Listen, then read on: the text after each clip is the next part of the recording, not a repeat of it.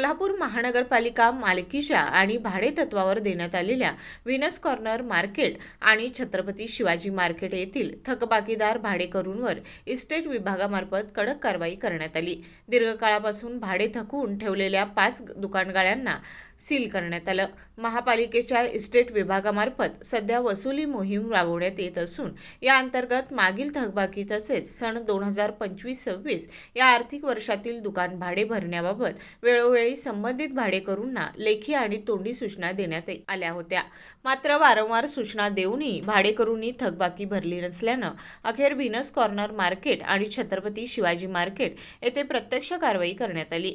या कारवाईत एकूण 5 दुकानगाळे सील करण्यात आले। इस्टेट विभागाने स्पष्ट केले आहे की यापुढेही थकबाकीदारांवर अशीच कारवाई सुरू राहणार असून गरज भासल्यास दुकानगाळे सील करण्याबरोबरच संबंधित मिळकतीवर बोजा नोंद करण्याची कारवाई देखील करण्यात येईल। त्यामुळे महापालिका मालकीच्या दुकानगाळ्यातील सर्व भाडेकरूंनी आपली थकबाकी ठराविक मुदतीत भरावी असं आवाहन करण्यात आलं आहे। ही कारवाई अतिरिक्त आयुक्त शिल्पा दरेकर यांच्या मार्गदर्शनाखाली उपायुक्त किरण धनवाडे, सहाय्यक आयुक्त स्वाती दुधाणे, इस्टेट ऑफिसर विलास साळोखे तसेच संबंधित कर्मचारी वर्गांच्या उपस्थितीत पार पडली।